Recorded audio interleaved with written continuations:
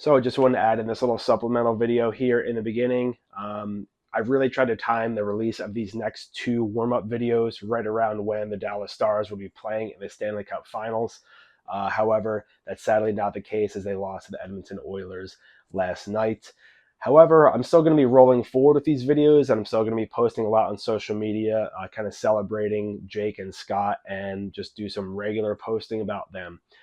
It is kind of ill-timed on my part. I wish I could still be watching them throughout the playoffs here, but hey, that's just the way the game of hockey goes. But I'm still going to be releasing the final three warm-up videos, with two of being the Stars.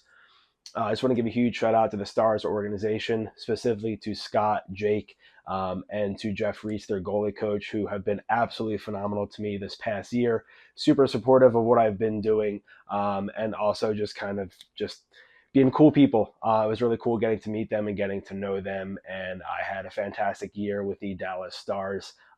So yeah, let's just get into this warm up here, and I hope you guys get to enjoy the Dallas Stars here as they warm up. So enjoy.